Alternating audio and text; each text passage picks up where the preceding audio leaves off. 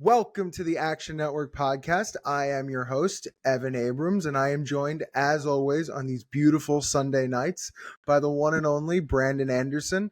And this is it. This is the recap of Week 18 before we head into the playoffs. We are coming off the Sunday night football game between the Vikings and the Lions. Of course, Brandon, a Vikings fan, an unfortunate set of circumstances there. So, Brandon, I will bring you in now. Obviously, not in your Vikings jersey. Would have been a bit of a different story, but you can start us off. Lions win the game 31-9 over Minnesota. They cover as a 3-point home favorite as the close. Total goes way under the 56.5, obviously, and I can get into some notes there. But Brandon, go first. First of all, hello, and what do you think about the game? I mean, obviously not my favorite way to end a regular season, but the season is not over. It is a very familiar feeling for Vikings fans. Well, it's a familiar feeling for any football fans. Sometimes it's just not your game, and this very much felt extremely all throughout as this is just not the Vikings' day. There was the drop pick 6 that could have swung the game as it was just getting away. There were how many failed attempts inside the 10 and 5 yard line. In fact, I'll tell you how many. I believe by my count, the Vikings ran 11 plays inside the 10.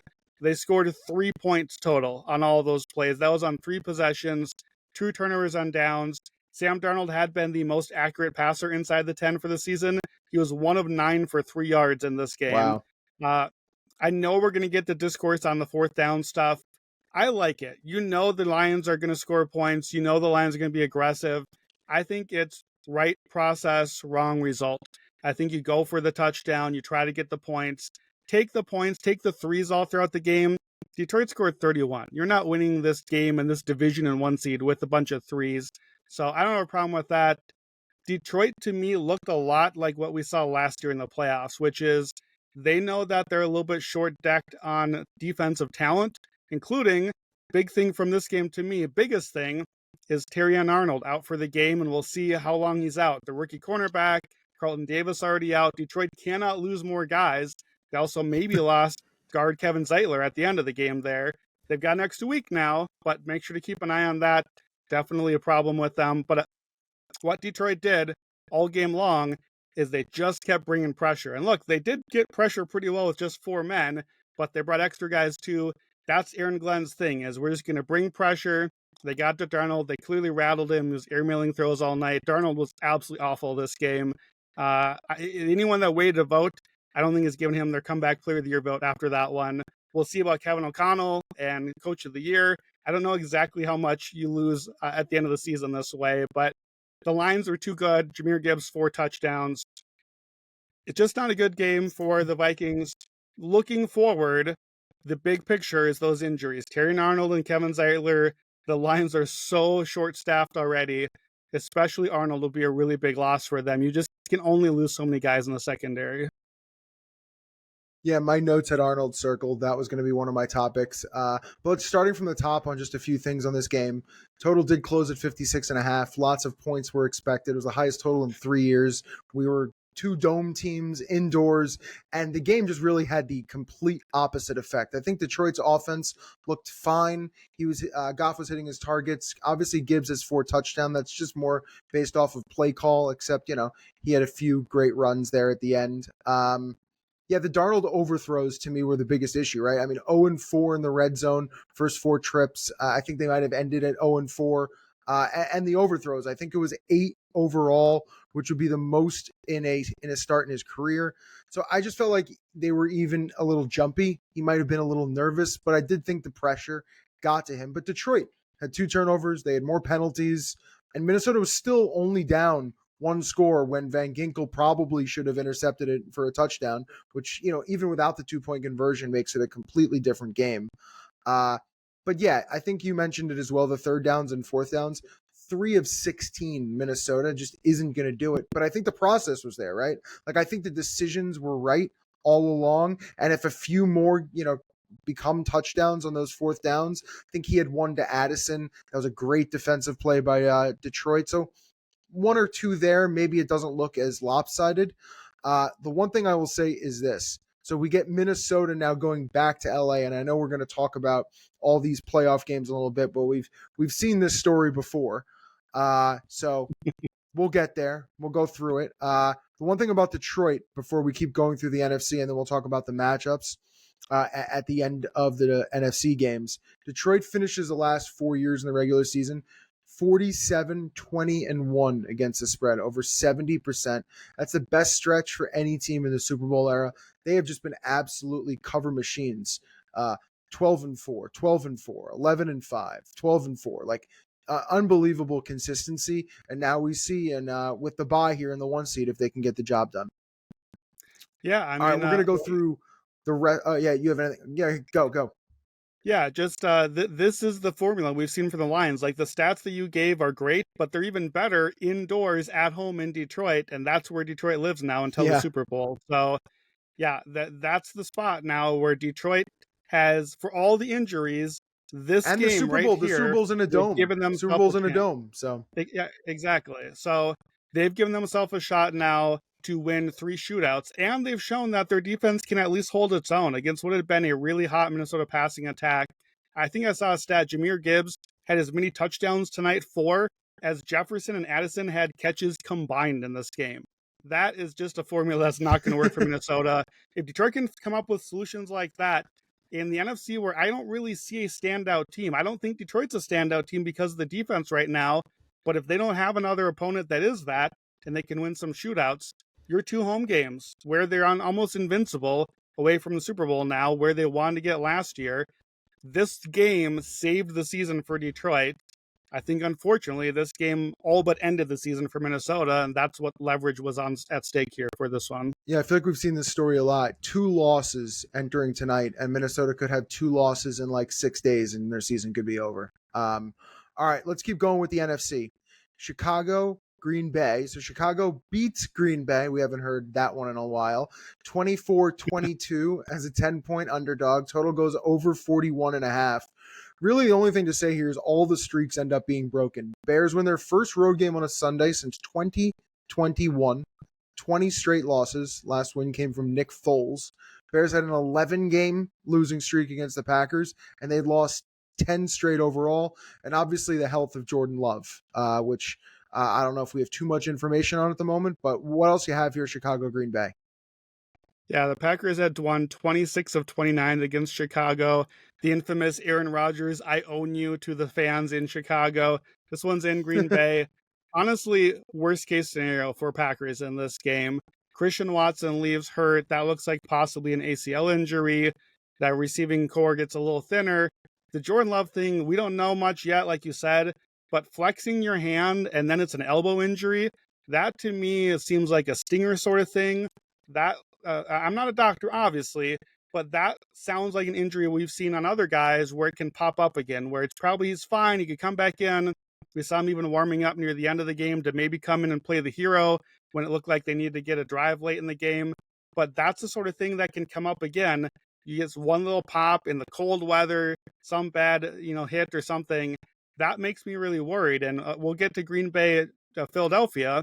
We last saw Jalen Hurts leave with a concussion. So we now have what I think is easily the best and biggest game next weekend. Both quarterbacks going to play, we have to assume, but definitely unknown. Malik Willis almost saves the Packers season again. Seemed like he was going to. Chicago's up 14-3. Shouts to Johnny Knox. They had the misdirection punt return like a decade ago. Johnny Knox had that play, got waved off against the Packers with a penalty. They pulled off this time. They go up big. Packers are battling back. And then I thought the Bears were going to end the season in classic Bears fashion. I thought they totally butchered clock management at the end, but they get the walk-off field goal, celebrate like they won the Super Bowl. And that's the thing. They did. This was their Super Bowl at the end of whatever that was, 10 or 11 losses in a row. So good for them. Terrible for the Packers. This is the worst case outcome. At least they could have rested and taken the day off and then taken the loss anyway. Now they lost. And while they were losing the game, like almost simultaneous, Washington wins the game anyway. So even if they had won, it wasn't going to matter as it turned out anyhow. And they probably lost Watson, and they've got a worse version of Jordan Love. This is the team I've been loving, the Packers, as far as futures go. But early in the season, they were not looking that good. Why? I think because Jordan Love wasn't playing healthy. Now here we are again, start of the playoffs, the same way that the regular season started, week 1, week 18, Jordan Love injury. right toward the end of the game. I'm very worried about this team and Packers' futures. Now they have to play Philadelphia instead. That is the worst spot for them. It is a very bad outcome. I think that for the Packers, nearly as bad of an outcome, honestly, as it was for the Vikings. That's how bad it was. Yeah, I kind of agree with that, especially with the injuries and the fact that you have to play Philly mostly rested off the game today. That doesn't matter. You assume Hurts is back and healthy, probably score a ton of points. Saquon's fresh as could be at this time of year. So yeah, not the best news. Also, Bears and Packers and the regular season both 1-5 against the NFC North. So fantastic. All right, Washington at Dallas. So Washington, as you alluded to, beats Dallas 23-19, 7-point favorites. Dallas gets the cover. Total goes under 43.5. The news here I had was basically Trey Lance, which kind of broke on Sunday morning, this morning, in the terms of just starting. We assumed Cooper Rush was getting the start and had heard that Lance was going to get some reps, but nope, he starts, and boy, did he just do everything. I mean, 34 throws, 6 carries. I mean, he was kind of all over the place in this game and trying to do a lot. There was a Washington late comeback.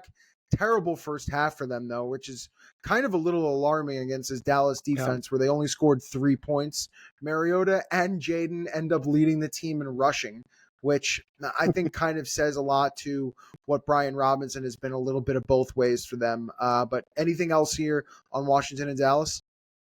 Yeah, honestly, Dallas mostly dominated this game. They really should have won the game. They let it until 3 seconds left. Washington, I'm getting a little worried here. The quarterbacks between them get sacked 6 times in this game. We've seen that a lot from Washington down the stretch. That offensive line, they added a lot of veterans. It looked good for the first half of the season. The run game was pretty good. Quarterbacking was good. Now that O-line is really falling apart.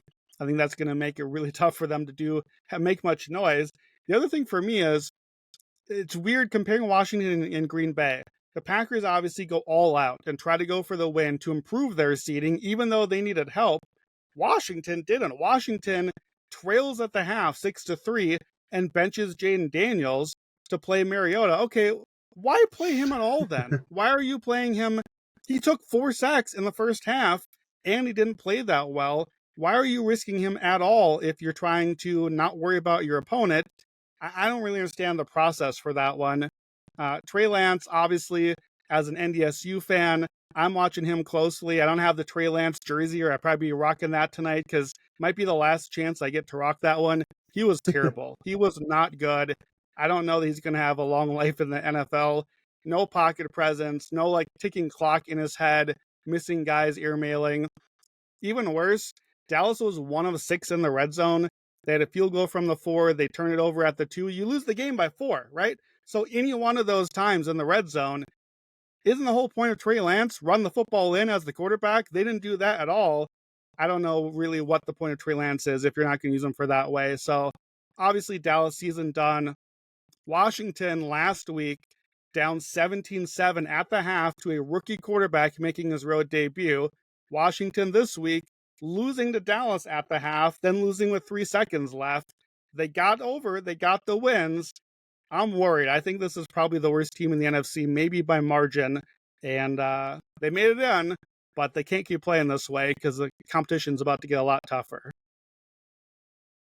Yeah, I think if it was anybody but Tampa Bay that had to face Washington, I would say Washington would be a decent fade candidate, but I just don't even know what to do with either of those teams. I think it's a little bit of a tough line, to be honest, but we can talk about that in a second.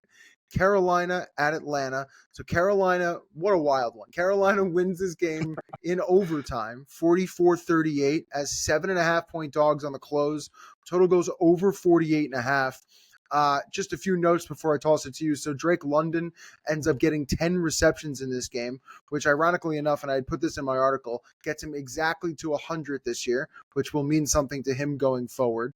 And also, this is kind of interesting, but first half overs in Carolina games, and I know a bunch of experts had kind of bet on this a few times late in the season. They ended up going 14-3 for Carolina this year, so just tons and tons of points in all of their games. But the Panthers ended the year on a real positive note, 7-2 against the spread since November 1st. And I think the Atlanta note before I toss it to you is just, we really just should have seen Michael Penix much earlier. Yeah, And I it's think so. so evident when watching these games that it's just, absolutely ridiculous how he can find all these targets and he's able to put up points. And this is a guy who is really just learning his way right now after watching Kirk. Yeah, I mean, I think we need to work on the accuracy a little bit with Penix. I'm not even talking about the interception. That was a tip pass. He had another one of those, I think, That's last fair. week. But he's just some frozen ropes. Like, he is putting it on guys like Kirk Cousins just can't do at this stage of his career. Honestly, just the best fun game of the day. Like, I know it ended up actually not even mattering because the Bucs ended up winning, and that made this game irrelevant. Ironically enough, tough for the Falcons. As it goes to overtime, the Bucs end up coming back to win their game or finishing things off. So the Falcons play what ends up being a meaningless overtime and give up the 70-yard touchdown drive. That's that. But Bryce Young, Michael Penix, like, we saw a glimpse of the future here. Hopefully, a more fun NFC South future. This was just a fun game. Bryce Young has 5 touchdowns, 2 on the ground, 3 in the air. Penix 300 yards and 2 scores. Back and forth. I think I saw 6 ties, 7 lead changes. We get a walk-off touchdown. Panthers have over 500 yards, almost 1,000 yards combined, 9 of 11 combined in the red zone. I felt pretty good about the cap. Panthers Island, baby. Never wrong, just early. We were all right on Panthers Island all the way along, just like 2 months early on it. Honestly, Panthers defense was atrocious in this game. Atlanta had a 61% success rate. The problem is Atlanta's defense that had been better lately wasn't better this game, and that was the cap on it. These teams were pretty equal at this point of the season. Carolina played them equal and then got the win in overtime. Fun game. I think you have to feel pretty good about Bryce for next year, and then Atlanta will feel pretty good about Penix, but no more games for either one of these teams now because the Bucs came back and won. I mean, I at least have to give it to you for Panthers Island. I believe they finished 5-12, so they finished out of last place. So because they finished tied with New Orleans, but I do think they had the tiebreaker there. So at least a good end of the season. And NFC South. Let's end this here. New Orleans, Tampa Bay. Tampa Bay beats New Orleans 27-19, not covering the massive 14.5-point spread. And this was everybody and their grandmother was betting Tampa Bay here. I believe when we started Convince Me this morning, there was like 84% of the tickets on Tampa Bay. People just assumed this was going to be an absolute blowout. Total goes over 44.5. But it really wasn't because Tampa Bay led New Orleans led like 16-6, and Tampa Bay really had to fight back here. The end of the game, the only drama was Mike Evans, which ends up getting his $3 million bonus, which was fantastic. If you didn't see, Mike Evans did say he's going to the casino with his family to play some blackjack with some of his money, which is fantastic. And I'll give you a stat before I toss it to you. Baker now closes a double-digit favorite 6 times. 6-0 straight up, 1-5 against the spread in those games. So maybe he shouldn't be that big of a favorite in any position. What else you got here, Brandon? Yeah, not a lot on the game here. The Saints had been the better team in the first half all season, so it wasn't real surprising to see them fall apart in the second half. Bucs have been a good second half team as well. 4th straight division title. Definitely not one that I had. I had the Bucs last in the division coming into the season. Baker looks like the real deal. Baker's a lot of fun, man. Just seeing him rip the ball over the place. Look, I know I'm raining on the parade here. Mike Evans, I'm real glad he got his money. I'm super glad he got his money.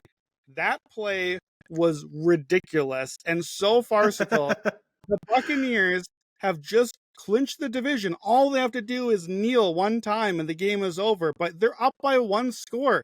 They throw a pass to Evans that everybody knows is coming. The Saints have to know it's coming. It's the only reason you run a play there. If that pass is up by like 6 inches and gets tipped up in the air, the Saints pick it off and go pick 6, you might throw the entire season away trying to get him to, as they said on the broadcast, tie Jerry Rice's record of 11 consecutive 1,000-yard seasons. Nobody knows that record. Jerry Rice doesn't even know that record. Jerry Rice has 100 other records that matter more than that. I thought it was ridiculous. I'm happy he got paid. I'm glad he got there.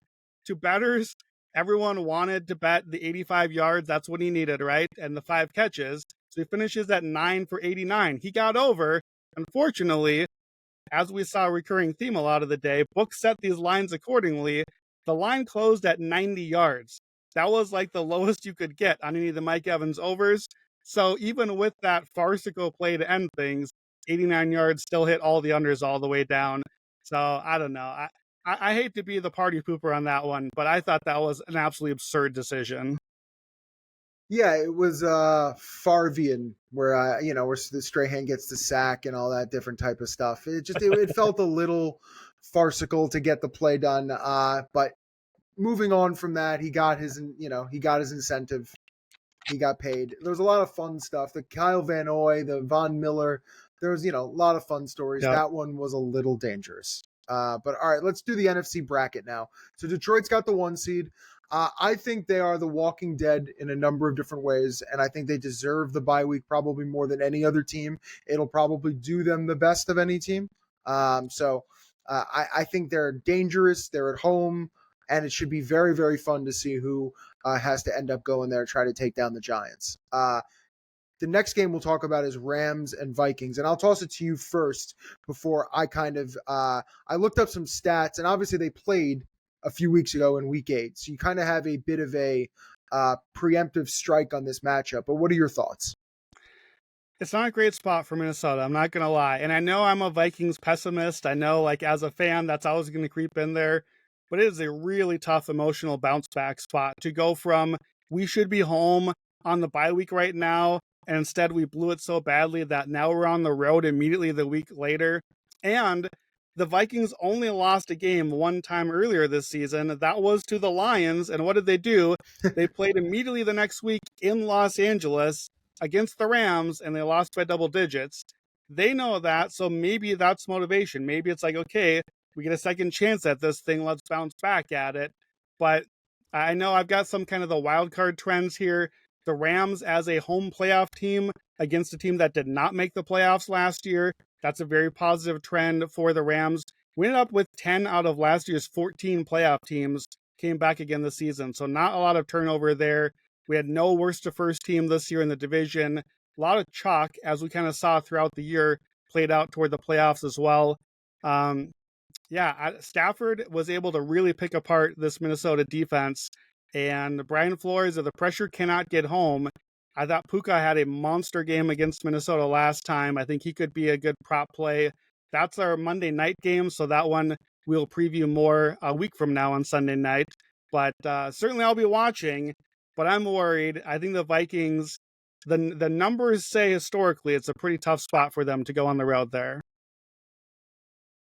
Yeah, my notes were basically the Flores, Blitz, and Stafford. So I did look this up. Stafford this year, 8 touchdowns, 2 interceptions when he's blitzed. When he's not blitzed, 12 touchdowns, 6 interceptions. All right, pretty comparable. When he's getting pressure, 2 touchdowns, 6 picks. When he's kept clean in the pocket, 18 touchdowns, 2 interceptions. And so when you had this game against Minnesota, he had 4 touchdowns and 1 interception in the game, all when he wasn't blitzed. And he had 3 touchdowns and no interceptions in a clean pocket in that game. So the blitz really didn't impact him at all. I believe, and I didn't look this up, I believe he had a pretty quick release in that game. And that's kind of what got him exactly what the result was, which was a 10-point win against Minnesota in their last loss. So I think those stats are interesting. Also, no sacks for Stafford in that game. So not only were there no pressure, he wasn't on his butt at all, which I think is very noteworthy entering this matchup. All right, so the next game would be Tampa Bay and Washington. That is the 3-6. The only note I have on this game, it is right now the highest total of any game of the weekend. It is 50.5 at the moment, which I find kind of interesting. We've been seeing a lot of high-scoring games with Tampa Bay as long as the other team can keep up with them. So I kind of wonder with Washington's style and the way Jaden runs up and down the field that they're expecting a bunch of points here. But what's your thought, Tampa-Washington? Yeah, I'm kind of with what you said earlier. To me, of all the 6 games on the schedule, this is the one I feel like I have the least feel for. I don't know I'm going to end up on a really strong position here. These are the teams to me that out of the 14 teams in the field, these have been my last 2 probably picks in as just playoff teams. These are not teams I thought to get here, and I don't feel like I've totally caught up to having the right perspective on them. And they're pretty similar teams. They're kind of like borderline top 10 offenses, not that great on defense. I think Tampa will be able to run some. I think Washington should be able to pass some. Really interestingly, Mike Evans for his career. The one team that he's never played well against is the Saints, who he played today, except he did well today because Lattimore is not there anymore. Lattimore is in this game matching up against Mike Evans again, assuming he's healthy to go. So I think that's important. Tampa Bay needs Evans to be able to do some stuff. Otherwise, they don't have a ton of other weapons with Godwin out. Couple angles I'll be watching. That same trend I just mentioned. Home teams that made last year's playoffs against a team that did not. That fits here again. That's advantage Tampa. Debut quarterback playoff. Obviously, rookie Jaden Daniels. Obviously, it's his debut. And then first half, second half. Washington's defense has been way better in the first half. I mentioned with Tampa, they've been way better second half. They're 13-4 second half ATS. Washington's below 500. So I wouldn't be surprised if this is kind of a game that hangs around for a while, maybe goes back and forth, a bit of a shootout. This one's Sunday night, so this will be the one that we're talking on right after next time. This is, to me, there's usually one game out of the 6 this round that's like, oh, sure, I'll watch that. That'll be fun. Let's see who's going to lose in the next round. That sort of is what this game feels like to me. Like, one of these teams is the team that everyone hopes to draw next round instead of all the other options that are available. Sorry, that's just how it goes. It's going to be a fun game, but I think it'll be close. I think the line's about right. I don't have a play on this one yet. Yeah, funny that you just said that, because as I'm sitting here, it looks like Tampa Bay just moved to 3.5. So that would be the first move off of the open at 3. So we'll see what that looks like by the time everyone listens to this. Our last NFC game is Eagles-Packers. I'll just give you some of the easy ones here. So Eagles and Packers did play already. They played in week 1. Philly won the game 34-29, if you remember, in Brazil. It's interesting enough that Hurts is 2-0 against LaFleur in his career. And so 34-29 and then 40-33. So both very high scoring matchups, one against Love, one against Rodgers. This one as well, and this is what's kind of getting me a little scared on the Green Bay side. So Hurts has played 3 playoff games, not on the road. So basically home or neutral, including the Super Bowl. He scored 35, 31, and 38 in those games. So you just kind of have to expect that Philly is going to put up the points that they need to in this one, especially, even if they're having a little rust with the fact that they had to take a week off. You do assume that Philly is going to get things right here. And here's one more on the Green Bay side that I did look up. So Philly's pass D has been incredible this year. I believe 175 or so, best in the league. So LaFleur has actually done a decent job. He's 7-4 in games versus really good pass defenses, 4-1 with Love, and 1-5 straight. So he's done a decent job at putting up enough points in those games and kind of holding down those pass defenses. But I feel like Hurts is going to get his in this one. But what's your thought on the matchup? Yeah, this obviously is the biggest game of the weekend, I think, to me. I say obviously, but it's obviously to me. The reason being, I think these are the 2 best teams in the NFC right now. I think they're the 2 best all-around teams. I think this is the NFC Championship, which means the way that I will want to bet this game, and I don't know which side yet, because especially I don't know how I feel about the 2 quarterbacks' injury status going in, but whoever I like in this game, whenever I get to a pick on it, that's the futures that I'm looking at. I want NFC futures as a proxy for the money line in this game, because in any other scenario to the bracket, I would have wanted Green Bay against whoever they played and Philly against whoever they played. Instead, they're playing each other. That's how this goes sometimes. I guess you could say for the rest of the NFC, the good news for them, if I'm right that these are the 2 best teams, is one of them is going to be out right away in the first round. So that's good. If you're an NFC sleeper, you only have to beat one of these 2, not both of them now, because of how the bracket went. That's another really good, this was a dream scenario for the Lions, for example, who, by the way, aren't really afraid of the Packers.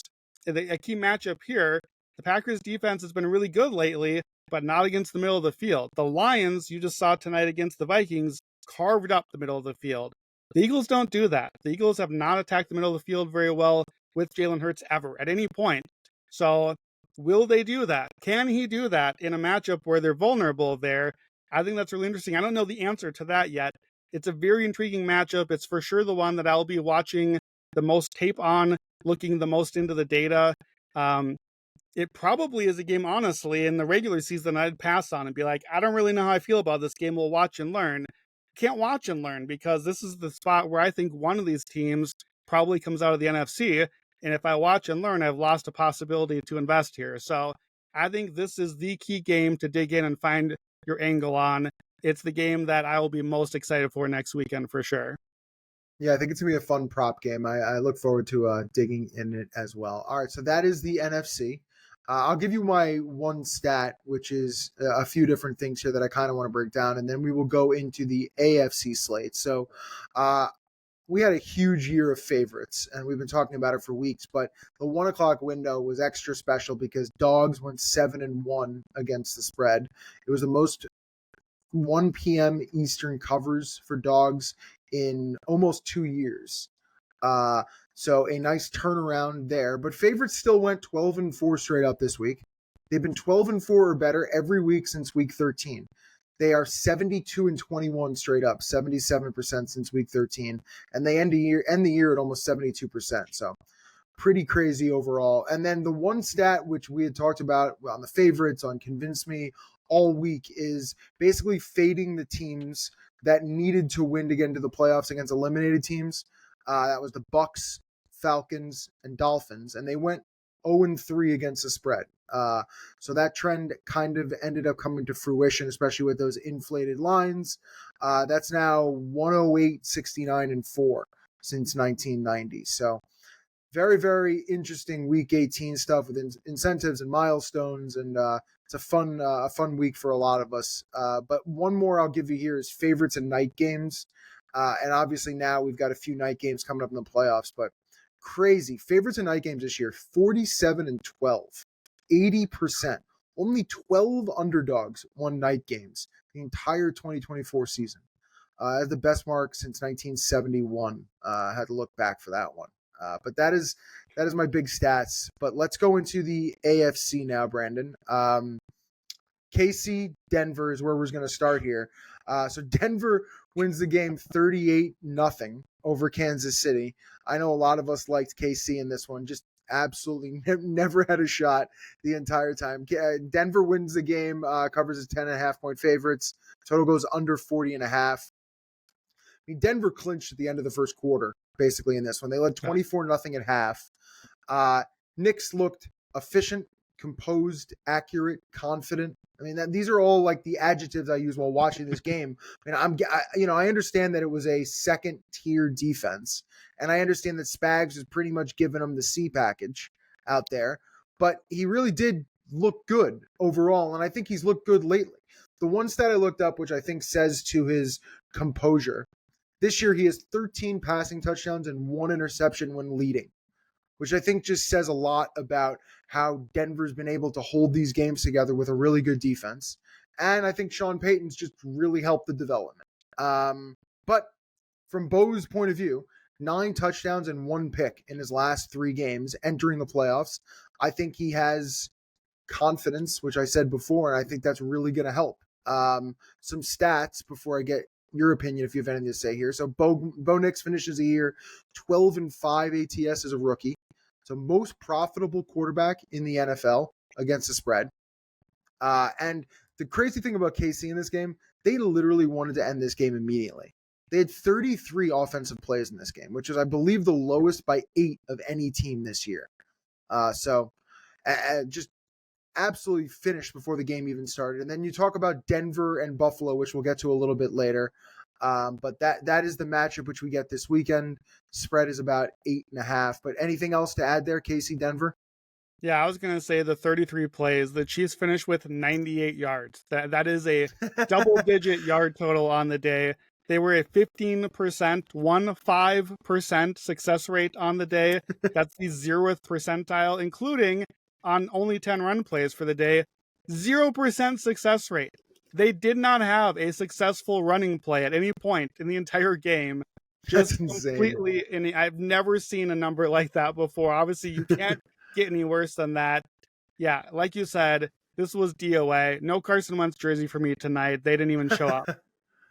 Yeah, a sad one altogether. All right, let's keep going here. Miami Jets. Jets beat Miami 32-20. Covers 2.5 point favorites. Total goes over 39.5. Just like every other Jet game, Jets were plus 2.5 at some point, and of course closes favorites as they close at minus 2.5 in this one with even more late steam. Obviously, steam ends up being correct here. So Rodgers ends up actually going 18 drives between the Rams, Bills, and Dolphins games without touchdowns. And then he finally hits Conklin for 500. Yeah, Aaron Rodgers, enjoy your retirement, buddy. Next game. I mean, to be fair, though, he threw 4 touchdowns in the game. First 4-touchdown game for him since 2021. So at least he ended on a high note and made the Jets pick worse. But all right, let's keep going. Let's keep going here. Obviously Miami gets eliminated, but I think they really did the best they could to end the season. No Tua, situation a little bit difficult. Now Tyreek wants out, so they will figure that out in the offseason. But let's do the Saturday games now quickly. So Cleveland and Baltimore. So Baltimore wins a game 35-10, covers his 19.5 point favorites at close. Total goes over 42. Like right before Zappy threw the pick 6 when we had back-to-back punts, I was like, what if? And that was the note I wrote. I was like, this is a little interesting. And then it kind of just ended. Jill, who obviously who works here at the Action Network, tweeted like, what if Zappy gets benched? And then like threw the pick 6, 3 seconds later, he was benched and we saw DTR again. So, I mean, from Baltimore's point of view, Henry and Lamar both look great. Nice to get them on a high note entering the playoffs. Now a home playoff game against Pittsburgh, which we will talk about in a second. And my other note here, Rashad Bateman he was like a 3. He actually now looks like a pretty good 2, which makes Baltimore, I think, a little bit more dangerous in the pass game. Now, maybe that's more Lamar than it is Bateman, but I do feel like he's become more reliable. And I'm kind of seeing this in their offense. That's just kind of my opinion without some numerical backdrop there. But I will say this, the Baltimore-Pittsburgh matchup is kind of good now also because of rest, which both of them playing on this the Saturday game, kind of on the same exact schedule, just makes it easier there. I'll give my notes when we talk about the AFC in terms of the matchup itself, but any thoughts, Cleveland-Baltimore? Not much on this game. We got the Fat Man interception, Michael Pierce. That was a good highlight for Saturday. A lot of fun there. Bateman, as you said, is a good number 2 now. I think that's true. Unfortunately, the real takeaway from this game is that Zay Flowers left hurt, and he might miss next week, it looks like. So now Bateman's number 1, and he is certainly not a number 1. Receiving depth chart after these guys, Tylan Wallace, maybe Steven Sims. It's not great. The Steelers' corners are very beatable. I think we're probably going to get a lot of 2 tight end in that game. A lot of Isaiah Likely out there with Mark Andrews. It's a team you want to be able to do that with. Their tight ends are pretty good, but I think that will be an interesting twist there. Maybe take away an advantage that Baltimore could have had. Zay Flowers just made the Pro Bowl. I don't think he should have, but certainly a good receiver and a big miss for them. Last note, just because I have to kind of poke a little bit more, don't forget, as farce as this game was, this team beat the Ravens earlier this season. That's what a shambolic loss it was. That, by the way, is why Lamar Jackson's not the MVP this year. Yeah, I forgot about the Flowers news, and the only thing I can think of is if only Deontay Johnson, I guess, would have worked out. He would have been a decent option at this point, but not for this situation. All right, next Saturday game was Cincinnati and Pittsburgh, and this was the one that we were hoping was kind of going to live up to the billing, but Cincinnati beats Pittsburgh 19-17 as a 2.5 point favorite on close. Total goes under 48.5. My only notes here are the fact that I feel like the Bengals asked to give this game away like 45 times. Like when it was 19, whatever the score was, and Pittsburgh kept, stalling and kicking and just staying close, I just kept writing down and saying to myself that when I rewatch film and kind of look back at this one, I feel like Pittsburgh had a lot of opportunities to just take this game away, and it just didn't happen. Cincinnati opened this game with a touchdown drive. They then went field goal, turnover on downs, punt, interception, field goal, field goal, field goal, punt, and then just won the game. So I don't necessarily think, and I know Cincinnati's season is now over, I don't necessarily think they ended on the best note possible. They didn't exactly score 35 points and dominate Pittsburgh. Cincinnati had more penalties, more turnovers, fewer rushing yards, and they ended up winning on the road, which I think also says something about the current state of Pittsburgh, which I can go into a little bit more when we talk about Baltimore. But losing 4 straight, scoring 17 or less in all 4, just not looking good there. But what else do you have here on Cincinnati, Pitt? Yeah, I had to rock the Bengals shirt because the Bengals, they must be the 1 seed, right? They have the league leader in passing yards, passing touchdowns, receptions, receiving yards, receiving Triple touchdowns, crown. sacks. Trey Hendrickson had 3 sacks in this game to close out the game. How do you have all that stuff and not even make the playoffs? It's a crazy season for the Bengals. This was a classic rah-rah voodoo Mike Tomlin spot as much as you could get. Like, the Bengals dominated this game. They had over 100 more yards. They had the ball 2/3 of the game, 52 to 34% success rate. Like, this was not close at all. But here are the Steelers scoring their 1 touchdown late. Here is the fumble bouncing off the Bengals guy's foot because Mike Tomlin. So just a really weird one, and that's why those Tomlin trends somehow seem to always get across. Steelers are on a 4-game losing streak, entering the playoffs now. All of them ugly. This should have been uglier. The other 3 were by double digits. They're the 3rd team ever to enter the playoffs on a 4-game losing streak. Not since 1999 Lions has it happened.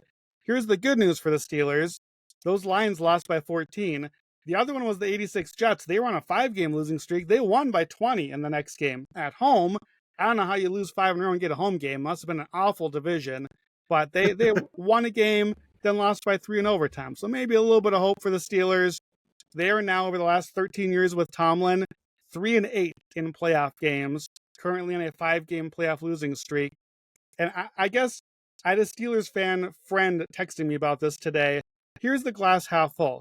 The Steelers roster is a 7 or 8 win roster. Every year, we know this. We all talk about this in the preseason, but Mike Tomlin is an excellent coach, and they get an extra win or 2 where they shouldn't. They get over 500, they sneak into the playoffs, and then they lose because they're a 7 or 8 win team masquerading as a playoff contender. That's what this team basically was all season. That's what they look like right now.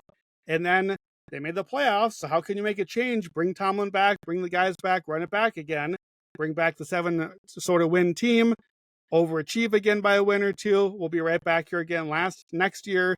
We were here last year. That just seems what the Steelers are at this point. Again, this is one of those games that felt like an elimination game.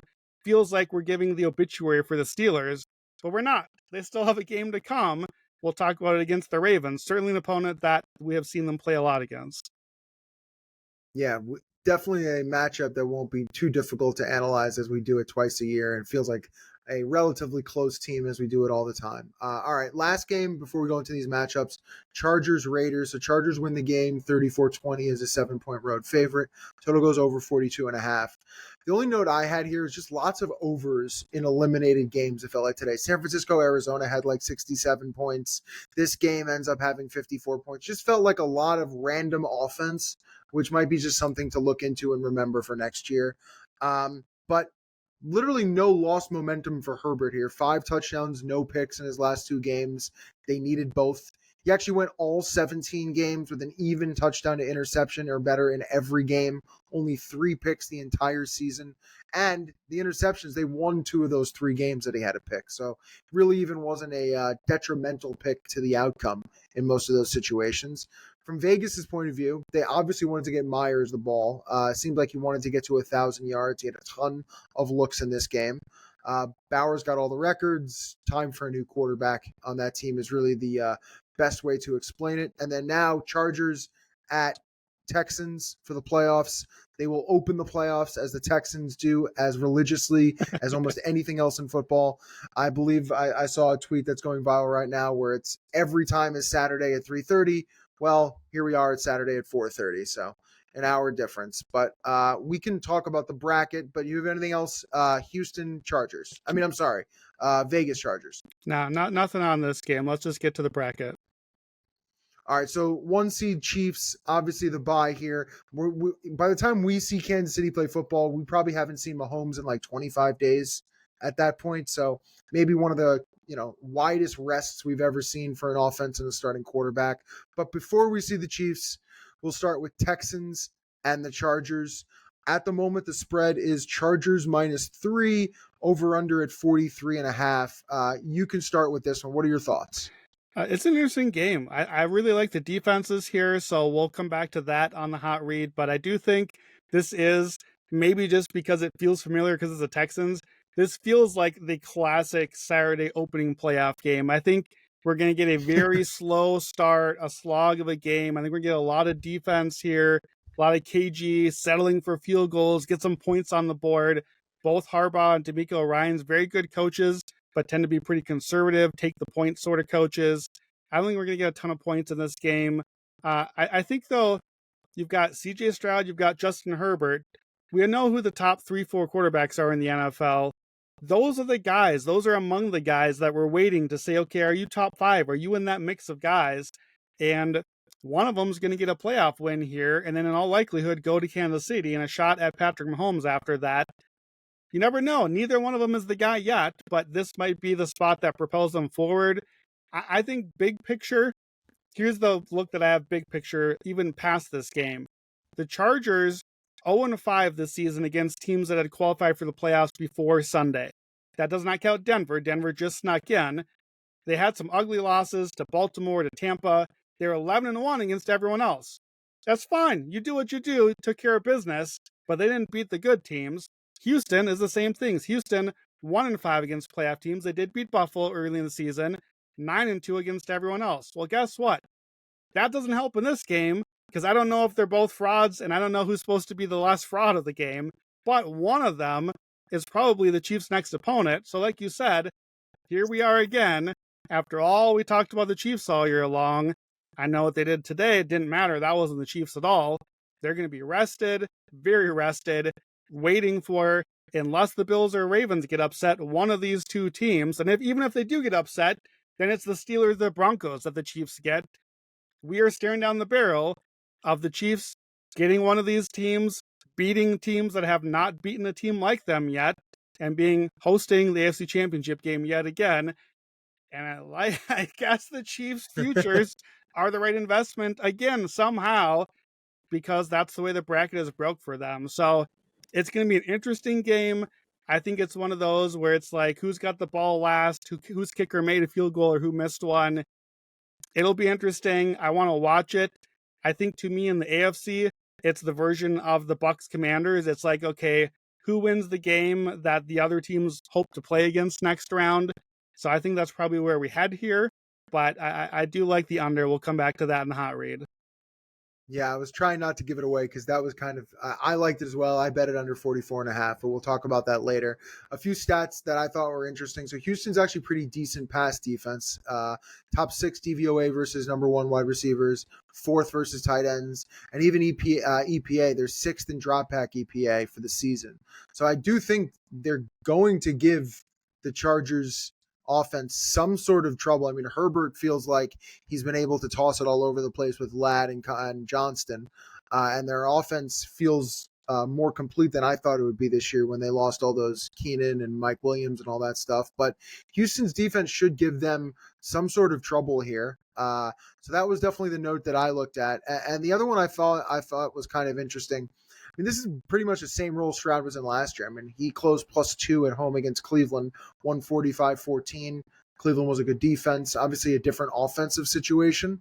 But either way, I mean, Stroud started 9 home games as a dog or a favorite of less than 3. He's 6-3 ATS in those games. So if Houston's defense shows up, and, obviously no Tank, no Diggs, I mean, they're missing so many offensive pieces that I felt like what made them the preseason expectations they had.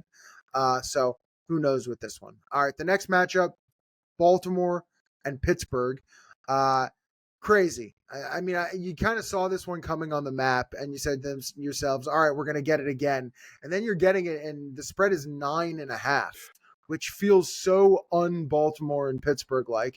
Especially, we just saw a game where not usually something we see in the series, but Baltimore kind of blew them out. And Pittsburgh has not looked like Pittsburgh lately. So you can start here. What are your thoughts, Ravens Steelers? Yeah, like you said, we kind of know this matchup, right? We just did this one a couple of weeks ago. We had this one as a hot read pick because you always take the hot read pick on Baltimore Pittsburgh. You know how you're betting. You bet the underdog, you take the under. That's how you always do it. Do those trends work in the playoffs, and do they still fit? Or are the Ravens just way better, like we saw in the last matchup, where neither one of those trends hit? The Ravens finally won a game by more than a score. We had 9 straight one-score games in this rivalry until that one. We'd had 6 straight games, 34 points or below until that one. So I don't have a hot read on this game, in part because if you want the underdog or the under, I don't think you need to rush to grab it right now. Pittsburgh's not going to get below a touchdown here. The line's not going to move that far. So it's possible, the way things are coming, we might hit 10 or 10 and a half. That's kind of a semi-key number. You get the 10 points there. So you're better off to wait there. It's not going to probably drop below 9 because of teaser protection. And as far as the under, we talked about this on Thursday's podcast for Friday. We already talked about the under 47 and a half then. 47 is a key number. The next one down is 44. We're kind of in that range now. We've got some room. So maybe this goes back up. Baltimore has scored a lot of points lately, and Pittsburgh looks vulnerable. I think if you like the under or like Pittsburgh, I get it. That's the trends. That's what the trends are going to tell you to do. They're going to tell you to trust the Mike Tomlin voodoo that we keep backing all year long. If you like that, I think you can bet it, but you're going to have to wait a little bit because you might get an even better number the way things are steaming towards the Ravens. We know what the matchup is. Everybody knows the Ravens are the better team. Everybody knows the Steelers should not win this game. The question is, does any of that matter, or is it just going to be another Steelers-Ravens game? I don't know if we know the answer until we watch it. Yeah, I think what you said is right in the sense that we don't know also the Pittsburgh team that we're going to see now based off the one that we did see before. I mean, this team just can't find offense at the moment. And I think it's pretty scary to see 17 points in 4 straight games and the 4 straight losses. And you talked about the history with the 86 Jets and the 99 Lions, but the history of teams with those 4+ game losing streaks late in the season that kind of just fall their way into the playoffs isn't a good streak. And I'll put some stuff together for my article this week. But those teams usually lose in their first or second playoff game. They very rarely make their conference championship. And then you talk about Tomlin. We've known he's been struggling lately in the playoffs, but he's closed +3 or higher in 5 playoff games. And they are 0-5 in those games. And they're 0-4-1 against the spread in those games. So it's just not a good result. And I'm the guy that's going to sit here and tell you if it gets to 10, I'm probably going to take Pittsburgh because I do think the Flowers injury is important. Yeah. And I think it's one that makes their offense less three-dimensional and a little less vertical. And I think it puts the pressure on Henry, side to side versus uphill. Okay, so that's Pittsburgh and Baltimore. And then finally, it's Buffalo and Denver. And if not for Pittsburgh and Baltimore, this would be the highest spread on the board. Kind of shocking it isn't, given we've got a rookie going into Buffalo here to face a Buffalo team that is very well rested, a defense that's a little shaky no matter who the opponent is, and they give up a decent amount of points. And Denver, who, 8-0 against the spread as a favorite this year. Bo Nix seems to find success in lots of different areas with the tutelage of Sean Payton, but this feels like a little bit of a different mountain to climb. But what are your thoughts with Buffalo and Denver? Yeah, I think that's a good way of saying it. This is a step up in weight class, and it might be a couple step up for Denver. I love Buffalo here. This is my hot read on Bills, so I'll make the case for them a bit later, but I don't think this is going to be a very close game. Do you think that Denver has any shot to even kind of hang around here?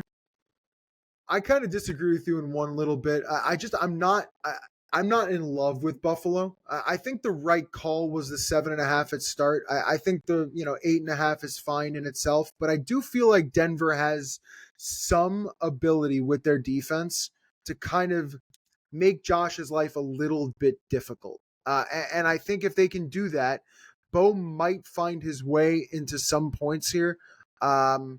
I would lean more towards Denver and Sean Payton and the points and saying Josh doesn't do really well as a big favorite anyway. I need to look more into the numbers to kind of see how the matchups work out. But I kind of like Denver a little bit, but I'm just an underdog better. But I can see it. I mean, there's also spots where, the majority of Allen's wins have been by a lot of points.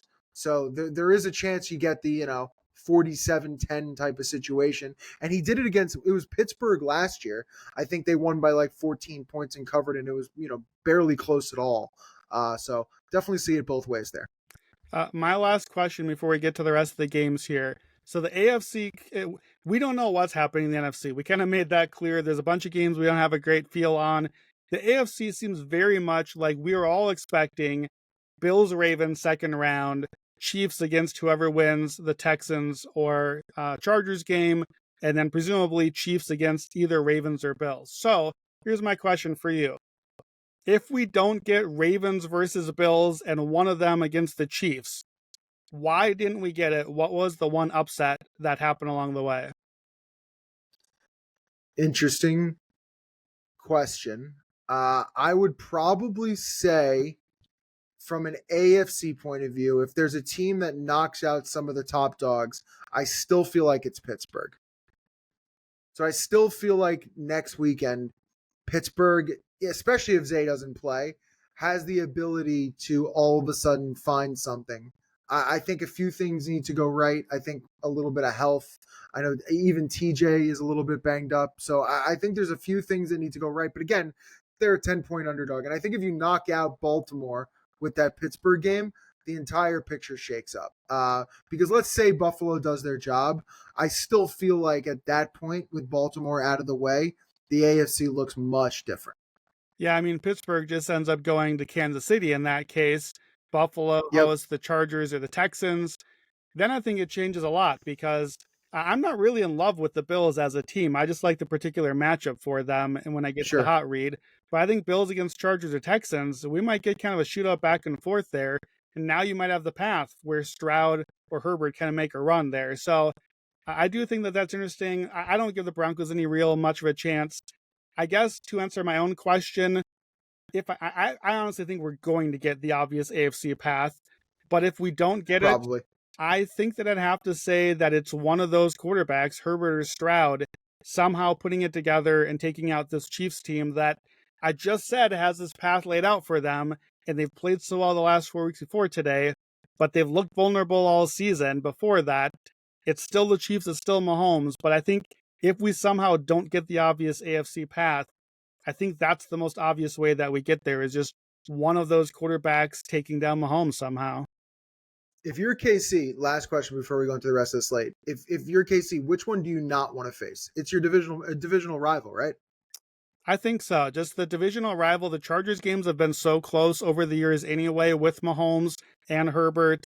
And yeah, I think that that's it. I think Harbaugh is the guy that you don't want to face as a coach, even though D'Amico's been pretty good. And the Chiefs have played the Texans. They know that team pretty well. I think they know that they've got the Texans. Yeah, I think it's the Chargers that the Chiefs, frankly, would have much rather had a Texans-Steelers matchup. This did not go quite their way this weekend. They would have been just resting easy on that one. But I think that answers the question. The Chargers got in, and that's the worst matchup for them. So yeah, I think the Chiefs would hope for a Texans win given their options. I tend to agree. All right, best of the rest here. So Buffalo, New England. New England beats Buffalo 23-16 as a 3-point home underdog. Total goes over 36.5.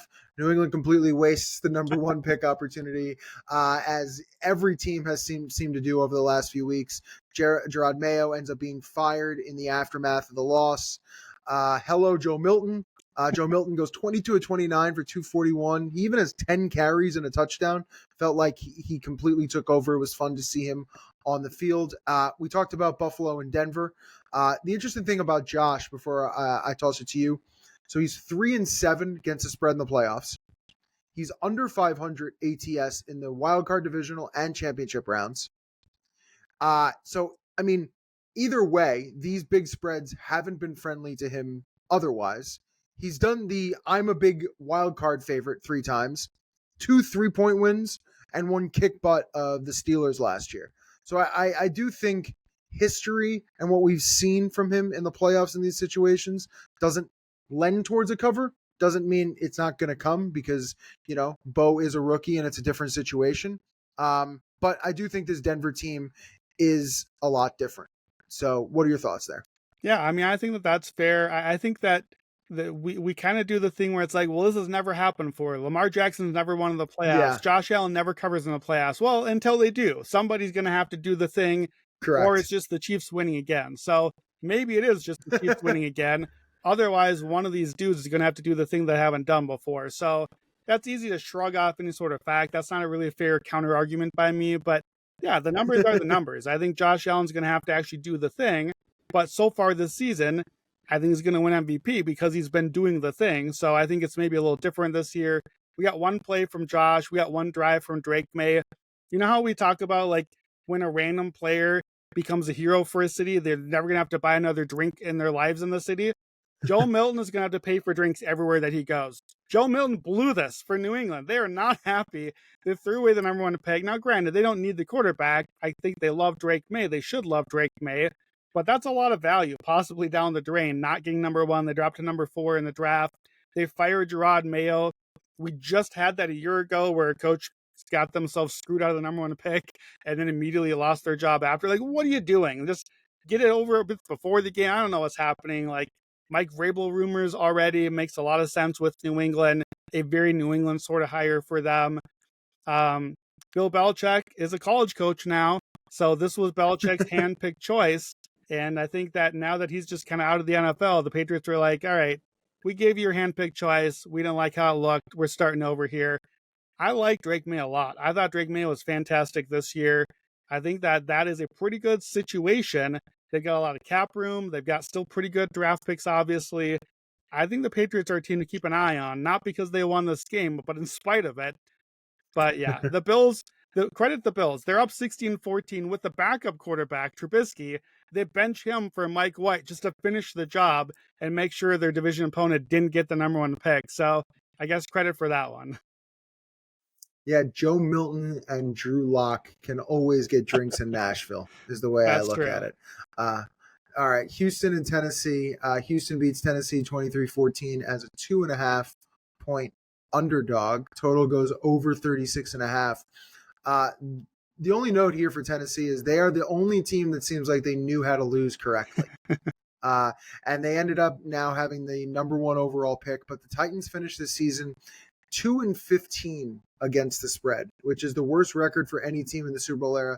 No team had 14 losses ATS. Now no team had 15 losses ATS. I'm not sure this record actually ever gets broken in my lifetime.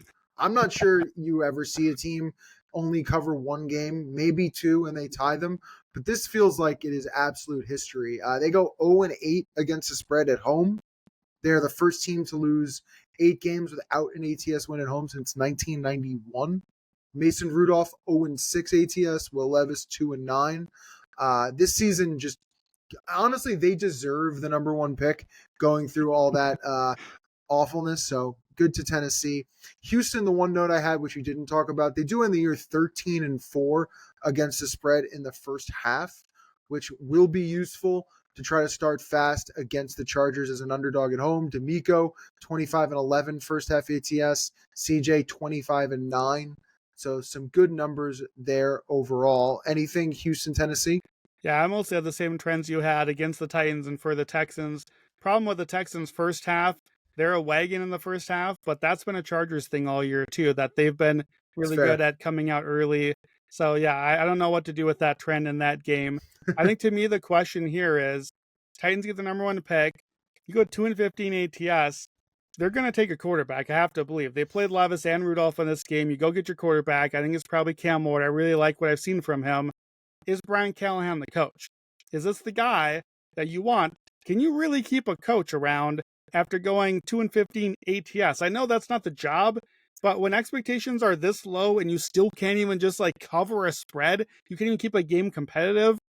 Is that the guy you want mentoring your new quarterback that is moving your franchise forward?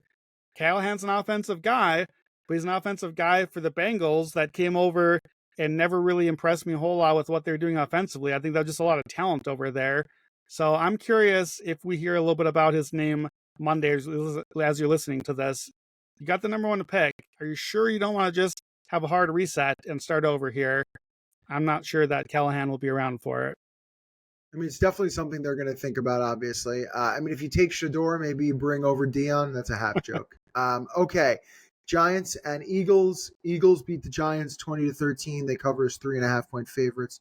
Total goes under 35.5. Not much to say here from the Giants' point of view, aside from they should have just lost this game the same way they did this week as they did last week.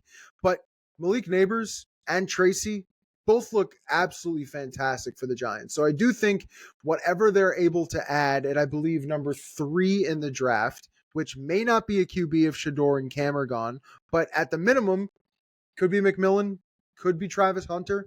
Either way, some talent there with Neighbors and Tracy, which I thought really ended the year looking strong. Giants haven't won outright on the road in Philly now since 2013. That day was Eli Manning, Peyton Hillis, and Victor Cruz, and they beat Mike Vick and Matt Barkley. That is how long ago the Giants haven't won in Philly. 12 straight wins for the Eagles at home against New York. We talked about all the Philly stuff, but for the Giants, I do think there's some positive with some of that talent. Yeah, I mean, Neighbors had a great touchdown late. Other than that, relatively lifeless performance, not even really in an insulting way. Like, this is exactly what the Giants wanted to have happen last week. They just didn't do it last week. Eagles defense was really dominant until that late touchdown. The only takeaway for me is I'm curious. I hope we just get Jalen Hurts in the playoffs, but he is coming off a concussion. Are we sure Kenny Pickett is the guy that comes in if it's not Hurts? Because Tanner McKee looked pretty good. 2 more touchdowns, 269 yards. I'm not positive that that's maybe the guy that I might go with as the backup if we had to get there. Hopefully it's Hurts, but to me, that's the only takeaway from this one. If Hurts can't go, I think Sirianni should just run the Wildcat because that's probably going to be their best option. All right, Seattle and the Rams. Seattle beat the Rams 30-25, 7.5 point favorites. Rams get the cover, but the total goes over 38.5. So the Rams score 25 after 3 weeks of just a terrible offense. Of course, this was Jimmy G and not Matthew Stafford, which we get Stafford back next week at home against the Vikings. But Jimmy G, 334 yards, 2 touchdowns with backup wide receivers. I mean, it was pretty decent. 6.2 yards per play, 7.2 yards per attempt. And Jimmy G, and we had been talking about, his cover numbers for forever, but he's now 19-7 as an underdog against the spread, which is pretty nice. He feels a way to get some points on the board. From Seattle's point of view, Geno gets his incentives. They get to 10 wins. I think he makes like $5 or $6 million in this one. Definitely looked motivated. McVay is now 12-5 ATS for Seattle, including 11-2 ATS since 2019. So he tends to put up points there to at least cover the number. And we talked about it. Minnesota Rams. Anything else here? No. All right. San Francisco, Arizona. Arizona beat San Francisco 47-24. I didn't even realize they got to 47 until I saw later on. As 5.5 point favorites at close, total goes over 43.5. This is just an awful end to the year, at least from San Francisco's point of view. They were 2-14 against the second half spread this year, 3-17 last 20 games, second half ATS. So after the last few years where they were really good in the fourth quarter and really good closing games, injury bug got them. No Christian McCaffrey in the red zone got them, and they were just terrible closing games all season. From Arizona's point of view, Kyler looked good today. The real funny thing was we had 4 players throw 4 passing touchdowns this week. So Kyler, Bo Nix, Rodgers, and Geno. So people showing up in week 18. Kyler didn't get his incentive, but I think Arizona is going to be and you're one that's going to look into this, but a hot team for next year. I mean, they ended 8-3 against the spread, and I think people are going to kind of like them as a bit of a underdog coming out of this NFC West. Strong defense. I think we'll see what happens with James Conner, but with Harrison and McBride, I just think people are going to like Arizona. They actually go over their win total with this win as well. And here's one fun note. NFC West might actually be the most balanced division, as San Francisco finishes last with 6 wins, and that is the most of any fourth place team. So really no bottom feeder in this division. Yeah, my only note on this game is I was bummed that the Cardinals won, only because I completely agree. I think the Cardinals are going to be a favorite sleeper next year. This was a team I wanted as my worst to first team this year. I couldn't quite get there. I didn't quite believe in the defense enough. Defense is improving. I think they're going to be able to add a lot more talent to that team this year. And then the offense should take another step forward and a better year for Marvin Harrison. I like the team a lot. Unfortunately, since they won the game, the Niners are now the last place in the division. And so the Cardinals can't be my worst first team anymore. So that's the only thing I'm disappointed about. Everybody will think the Niners are the worst first team next year because it's the Niners, barring them blowing something up. That will be kind of the obvious pick. This year, that was the Bengals. They were the obvious worst to first team because it's like, oh, well, they're not going to start out 0-2 and blow the whole season at the beginning of the year again. Haha, spoiler alert. That's what the Bengals do every season. So, yeah, it will be interesting division for sure. Not today, but yeah, of course, Kyler has a big game against a sub 500 team, and that's what he does well in a game that didn't matter anymore after they couldn't get over the line last week to give us a more interesting Seahawks-Rams game today. Yeah, honestly, what a kooky division too, because the Rams started like 1-4, end up winning the division, and just weird up and downs the entire year. Seattle had a shot, Arizona had a shot, just a wild year. All right, last game, Jacksonville and Indy. Indy wins the game 26-23 in overtime. Jacksonville ends up covering by a half a point, getting the 3.5. Total goes over 46.5. Again, I know they didn't score 24 points on Indy's side today, but Jacksonville side. But Gus Bradley, 24 plus points allowed in 7 straight games, 23 for Jacksonville today. I feel like he gets a lot of the blame for Indy getting eliminated. Their defense just didn't keep up with whoever was at the quarterback there. Indy's now 2-8 ATS versus Jacksonville since 2020 and 3-16-1 since 2015. So obviously gets the win today. Flacco, if this is his last start, looked good. 40 attempts, no interceptions, an overtime win.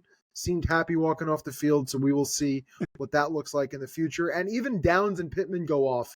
So just a bravo for Flacco in that last start. And honestly, a great full circle moment. So Bo Nix covered his 12th game today, and he tied Joe Flacco's rookie record for 12 covers, which he did back in 2008.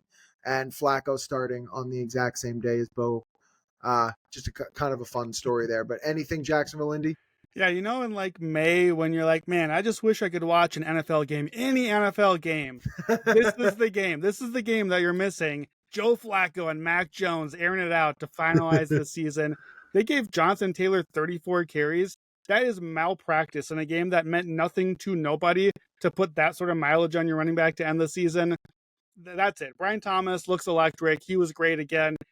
I legitimately had to look up who won this game when I started my notes. I didn't remember. It was overtime. I watched it on Red Zone, and it was so meaningless. I didn't even know who won the game. I guess it was the Colts, but it didn't matter to anybody for anything else. Yeah, those 2 notes there are good, though. Brian Thomas, unreal. I believe he led rookies in receiving yards. He was like 16-1 in the preseason. And go look at Jonathan Taylor's game log for his last 5 games or so. He was an absolute workhorse at the end of the season, which will go kind of unnoticed. All right, let's go to your hot read. We've been alluding to it the entire time, and I think you already know. So you can start with Buffalo and Denver. What's the pick, and give us a little analysis? Yeah, I love the Bills here. I got Bills minus 7.5. I think it's 8.5 now.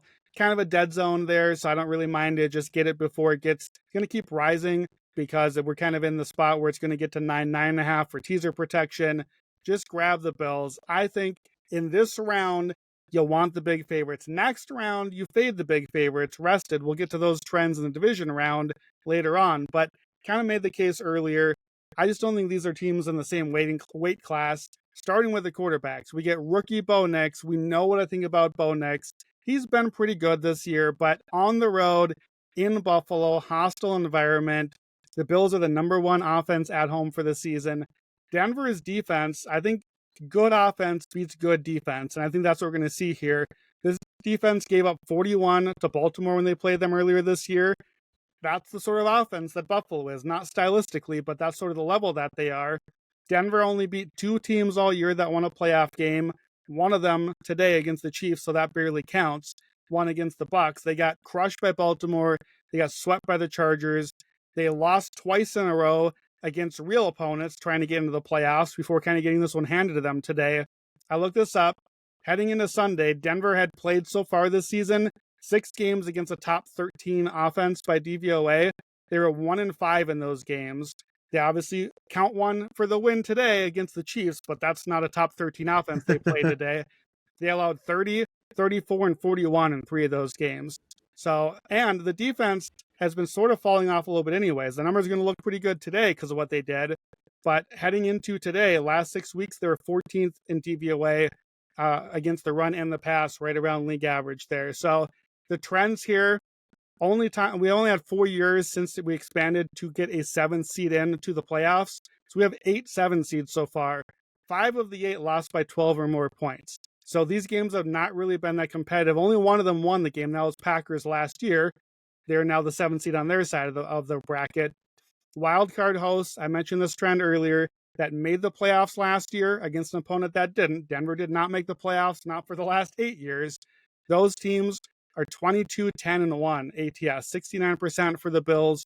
So that's basically a trend saying, hey, the team that we knew was going to be in the playoffs against the team that sort of surprised and got here, that experience shines through. And last one, home favorites of 9 or more this round are 10 and 1 ATS the last 2 decades. We're not 9 or more yet. I think we're going to get there, as I mentioned. So Bills minus 7.5. I took that at DraftKings. We've got a link up in the podcast and the video description. You can click that for a quick slip link, and then the DraftKings app will open. You get your pick in there. Get the best number you can, obviously. But in that dead zone range, I just think the Bills are going to coast in this one and win pretty easily. Yeah, that 10 and 1 number is a little scary for Pittsburgh and Baltimore as well. We might have 2 really big spreads in this round. All right. You're looking at a total here. You've alluded to it too. Chargers, Texans. I like this one, but at what number do you like it to? Yeah, I got Chargers, Texans under 44.5. We'll get to the number in a second. It's already falling a little bit, but let me make the case first. Kind of got to the case a bit earlier. It's defense. Both these teams are defensive identity first. Both defenses, I think, clearly have the edge over the opposing offense. Chargers defense, we talked about it. They faded a little bit down the stretch, but I think the Texans offense is a pretty good elixir for that because the Texans offense has not been good at any point this season.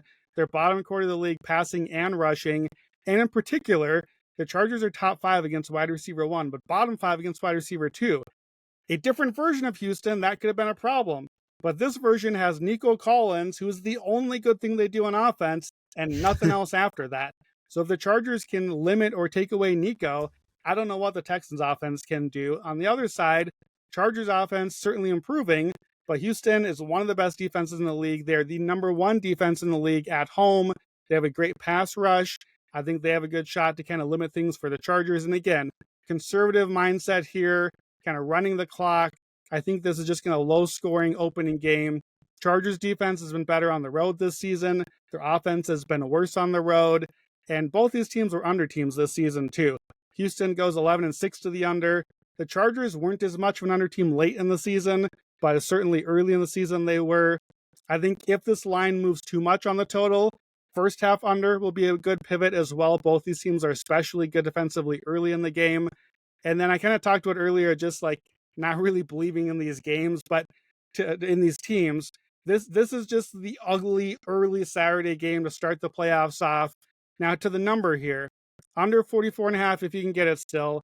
40 to 44 is a really important range with key numbers. 40, 41, 43, 44, those are all kind of key numbers with totals. Not quite as big of a deal as like a field goal and a touchdown, the 3 and the 7 on a spread. But definitely, you want to grab this one now, because I got the 44.5. Most books now are at 43.5. If it keeps on falling, you lose a key number, you don't want it to go too much in that direction. So under 44.5, Chargers, Texans.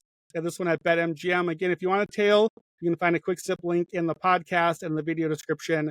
Click that. It'll pop up right into your app, have the pick ready for you to go, and we'll get that under, start the playoffs out 1-0, hopefully. Yeah, if you want to know what direction that Chargers-Texans line is going, the first half total is 21.5. And the full game is now 43.5. So I expect the full game to probably start dropping a little bit to at least that 43 range. So when you're listening to this, hopefully click the link. Don't forget, we've got quick sip links for Brandon's hot read picks for next week in the podcast and video description. So if you want to tail, just tap the link. And that's it, folks. That is a wrap on week 18 and the regular season in the books. And that has been the Action Network podcast recap episode. and we will be back. Playoffs are right around the corner. We've got best bets episodes this week. We will have so much content up in the Action app and on actionnetwork.com. I am Evan Abrams. That is Brandon Anderson. Enjoy the week and see you for the college football playoff and the NFL playoffs Thursday, Friday, Saturday, Sunday, Monday next week. It is going to be an absolute ball. See you guys soon.